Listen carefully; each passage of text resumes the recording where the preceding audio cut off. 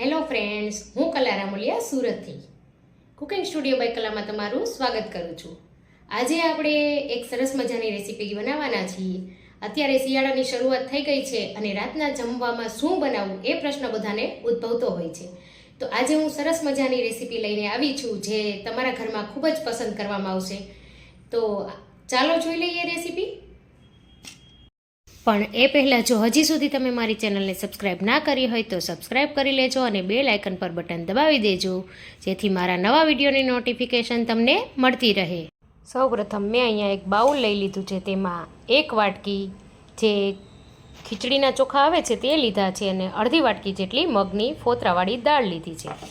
આ બંનેને આપણે બાઉલમાં લઈ લેશું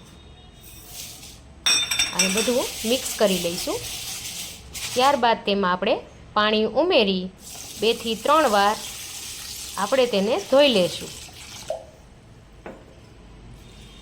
સારી રીતે આપણે આ દાળ ચોખાને ધોઈ લીધા પછી આપણે તેમાં જરૂર મુજબનું પાણી ઉમેરી, તમારી પાસે જો વધારે ટાઈમ હોય તો વધારે ટાઈમ માટે પલાળવા, નહીંતર 15 થી 20 મિનિટ સુધી પલાળી રાખીશું. 15 થી 20 મિનિટ પછી ખીચડી આપણી સરસ પલળી ગઈ છે. તો હવે આપણે તેને કુકરમાં ટ્રાન્સફર કરી લઈશું.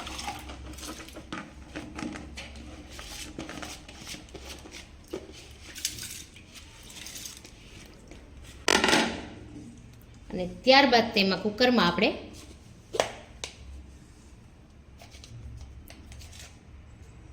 1 ચમચી જેટલું મેં અહીંયા મીઠું ઉમેર્યું છે અને આશરે 1 મોટી ચમચી જેટલું તેલ ઉમેરીશું જેથી ખીચડીનો સ્વાદ ખૂબ જ સરસ આવે. હવે તેને ઢાંકણ બંધ કરી ધીમા ગેસે 4 થી 5 વિસલ કરી લઈશું. હવે અહીંયા એક પેનમાં મેં પાણી ગરમ કરવા મૂકી દીધું છે. તેમાં આપણે અડધી ચમચી જેટલું મીઠું અને અડધી ચમચી જેટલી ખાંડ ઉમેરી દઈશું. પાણી થોડું ગરમ થઈ જાય એટલે તેમાં આપણે 1 જોડી જેટલી મેં અહીંયા પાલક લીધી છે તે ઉમેરી દઈશું. ખાંડ અને મીઠું આ રીતે ઉમેરીશું તો આપણી પાલકનો કલર ખૂબ જ સરસ જળવાઈ રહેશે. પાલકને આપણે આ રીતે પલટાવી ખાલી 2 થી 3 મિનિટ સુધી નરમ પડે ત્યાં સુધી જ રાખવાની છે. તમે જોઈ શકો છો કે ખાલી 2 જ મિનિટમાં આપણી પાલક કેટલી નરમ પડી ગઈ છે. હવે આપણે ગેસની ફ્લેમ બંધ કરી દઈશું અહીંયા અને પાલકને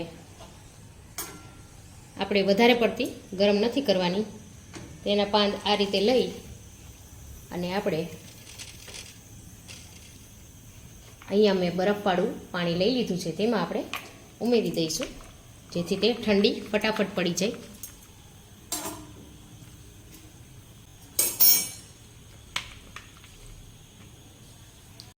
પાલકના પાન ઠંડા પડી ગયા છે તો આપણે તેને મિક્સર જારમાં લઈ લેશું.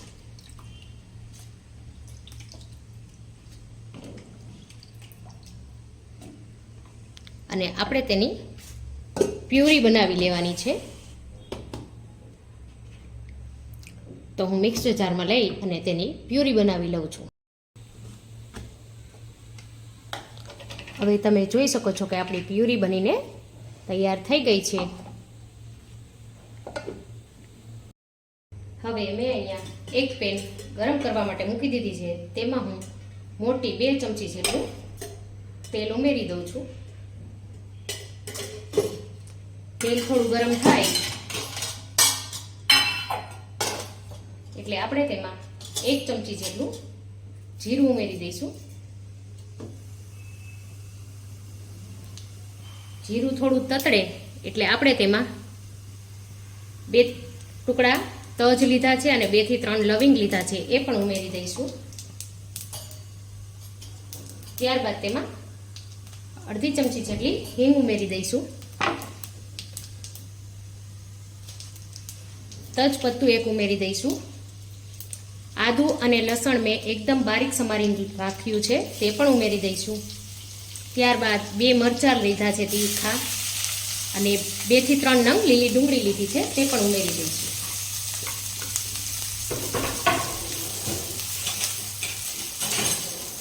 હવે આપણે આ બધી જ વસ્તુને સારી રીતે મિક્સ કરી લઈશું. અહીંયા લીલી ડુંગળીનો ઉપયોગ કરશો તો તમારો ટેસ્ટ ખૂબ જ સરસ આવશે અને કલર પણ ખૂબ જ સરસ આવશે. હવે ડુંગળી થોડી સંતળાઈ જાય એટલે આપણે તેમાં બનાવેલી પાલકની પ્યુરી ઉમેરી દઈશું.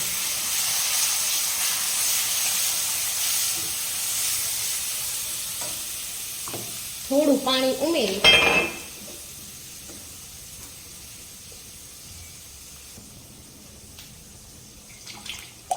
અને એ પણ આપણે ઉમેરી દઈશું. હવે આ બધું આપણે 2 મિનિટ સુધી થવા દઈશું.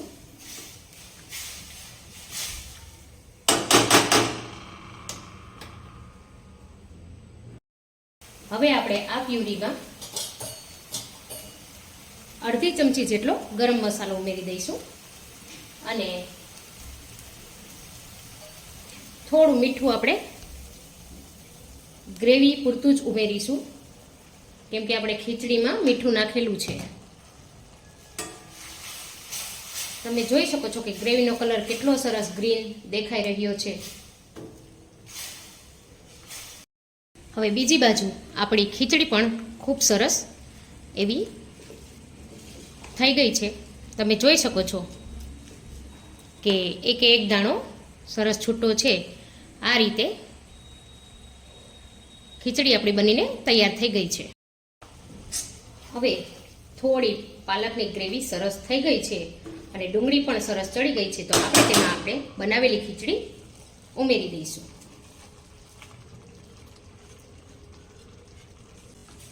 અને ત્યારબાદ આપણે અહીંયા એક અડધા ગ્લાસ જેટલું પાણી ઉમેરવાનું છે, જેથી પાલક અને ખીચડી આ બંને ખૂબ જ સરસ એક રસ થઈ જાય.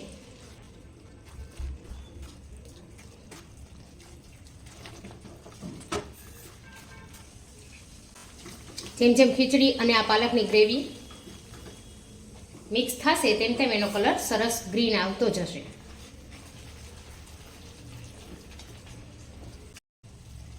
હવે તેને વચ્ચે વચ્ચે ચલાવતા જઈ 5 થી 7 મિનિટ સુધી રાખીશું. હવે તેમાં આપણે અડધા લીંબુનો રસ ઉમેરી દઈશું, જેથી થોડી ખટમીઠી બને.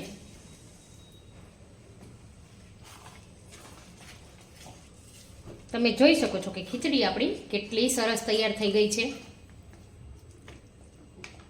તો હવે આપણે ગેસની ફ્લેમ બંધ કરી દઈશું અને ખીચડીને ઉતારી લઈશું. હવે એક આ તડકા પેન લઈ લઈશું. ત્યારબાદ તેમાં એક મોટી ચમચી જેટલું ઘી ઉમેરી દઈશું. ઘી ઉમેરી ત્યારબાદ તેમાં આપણે લાલ મરચાં ઉમેરી દઈશું અને થોડું લીલું લસણ ઉમેરીશું. અને અહીંયા આપણે કાશ્મીરી મરચું ઉમેરી ગેસની ફ્લેમ બંધ કરી દેવાની છે.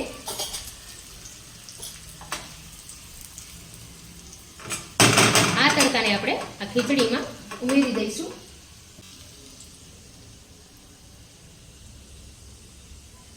તમે જોઈ શકો છો કે આપણો તડકો કેટલો સરસ બન્યો છે અને ખીચડીમાં કેટલો સરસ લાગી રહ્યો છે.